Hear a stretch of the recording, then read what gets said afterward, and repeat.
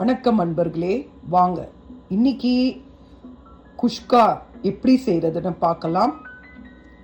குஷ்கா செய்கிறதுக்கு தேவையான மசாலா பொருட்கள்: சோம்பு, பட்டை, லவங்கம், பே லீவ்ஸ், மராட்டி மொக்கு, அன்னாசி மொட்டு எல்லாம் எடுத்திருக்கோம். இதை நம்ம எண்ணெய் காஞ்சதும் நாம் அதில் கல்பாசி, இது எண்ணெய் காஞ்சதும் நாம் அதில் சேர்த்துடலாம். இப்போ பாருங்கள், எண்ணெய் விட்டுருக்கேன். இது காஞ்சதும் நாம் இதில் எல்லாத்தையும் போட்டுடலாம். வாங்க பார்க்கலாம். இது பொரிஞ்சதும் நாம் என்ன செய்யலான்னு பார்க்கலாம். இது பெரிய வெள்ளை வெங்காயம், இதை நறுக்கி வச்சுருக்கேன். அதுக்கு பிறகு ஒரு 6 மிளகாய் நறுக்கி வச்சுருக்கேன். அது பொரிஞ்சதும் நாம் இதெல்லாம் நாம் அதில் சேர்த்துடலாம். வெங்காயம் சேர்த்தாச்சு.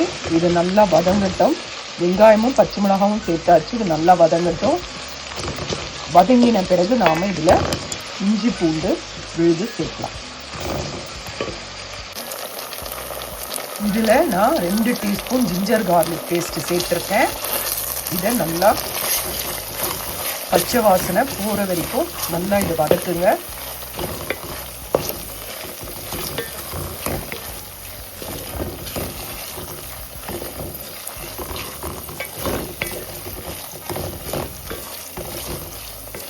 நல்லா பச்சை வாசனை போகிற வரைக்கும் வதக்குங்க.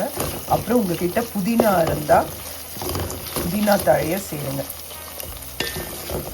நான் என்கிட்ட கொஞ்சம் புதினா இருக்குது, நான் அந்த புதினாவை இதில் சேர்க்குறேன். உங்கள்கிட்ட இருந்தால் ஒரு 1/2 கட்டு புதினாவை நல்லா உருவி அலசிட்டு இதில் போடுங்க. இப்போ இது இஞ்சி பூண்டு வாசனை போகட்டும். இதில் என்கிட்ட இருந்த புதினாவை சேர்த்துட்டேங்க. வெங்காயம் நல்லா வதங்கிடுச்சு. இப்போ நான் இதில் 2.5 கிளாஸ் தண்ணி விடுறேன். நான் 1.5 கப் அரிசி போடுறேன். அதுக்கு நான் 2.5 கிளாஸ் தண்ணி விட போகிறேன். அதுக்கப்புறம் தேவையான அளவு உப்பு சேர்த்துக்கோங்க. இதில் நான் 2.5 கிளாஸ் தண்ணி விட்டாச்சு. இந்த தண்ணி நல்லா கொதித்த உடனே நாம் அதுக்கு முன்னாடியே நான் 1.5 கப் அரிசியை ஊற போட்டு அலம்பி வச்சுருக்கேன். ஒரு 15 நிமிஷம் அது ஊறட்டும். அதுக்குள்ளே இது கொதிச்ச உடனே நாம் அரிசியை இதில் போட்டுடலாம். பாருங்கள், தண்ணி நல்லா கொதிக்குது. இந்த ஸ்டேஜில் நான் அரிசியை வடிகட்டி இதில் நான் அந்த அரிசியை சேர்க்குறேன். இதில் அரிசி சேர்த்தாச்சுங்க. ஒரே ஒரு கலரி மூடி வச்சிடுங்க. ஒரு 10 நிமிஷம் மீடியம் ஃப்ளேமில் வேகட்டும். அதுக்கு பிறகு வாங்க பார்க்கலாம். ஒரு தட்டை போட்டு ஆவி வெளியில் போகாத படிக்கு நல்லா டைட்டாக மூடி வைங்க. பாருங்கள், 10 மினிட்ஸ் கழித்து பார்த்தாக்கா இந்த மாதிரி இருக்குது. இது ஒரு கலரி திரும்பி ஒரு 15 மினிட்ஸ் to 20 மினிட்ஸ் வேக வைங்க. வேக வச்ச பிறகு வாங்க உங்களுக்கு காட்டுறேன். அரிசி உடையாமல் கலரணுங்க. அரிசி உடைஞ்சா குழன்னு ஆகிடும். அதனால் அரிசி உடையாமல் பக்குவமாக கலரணும்.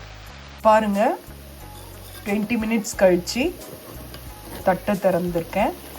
இப்போ இதை நாம் நல்லா கலரி கொடுக்கலாம். பாருங்கள், எவ்வளோ சூப்பராக இருக்குது பாருங்கள்.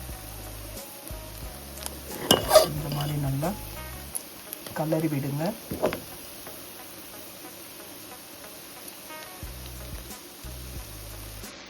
நல்லா இருக்குங்க. இது இன்னொரு 10 மினிட்ஸ் வேகணுங்க. 10 மினிட்ஸ் பொறுத்த உடனே நம்ம பார்க்கலாம்.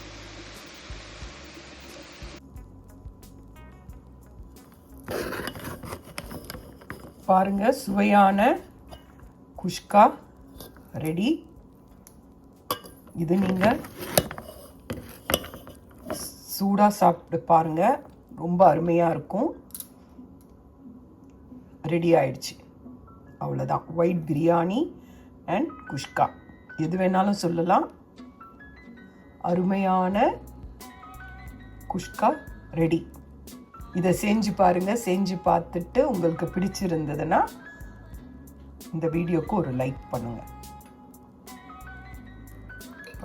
இந்த தால்ச்சாவோட நான் இதை ஒரு வாய் சாப்பிட போகிறேன்.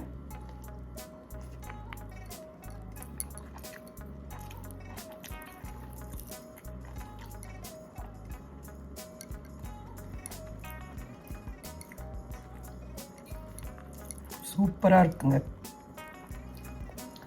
செம டேஸ்ட்.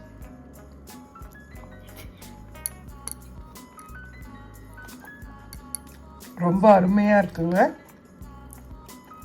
செஞ்சு பாருங்கள். செஞ்சு பார்த்து சாப்பிட்டுட்டு எப்படி இருக்குன்னு சொல்லுங்கள். இதை நீங்கள் தோசை இட்லிக்கெலாம் கூட செஞ்சு சாப்பிட்லாம். வெஜிடபிள் பிரியாணி, வெஜ் புலாவ் எல்லாத்துக்குமே செஞ்சு சாப்பிட்லாம். சப்பாத்திக்கெலாம் கூட ரொம்ப நல்லாயிருக்கும்.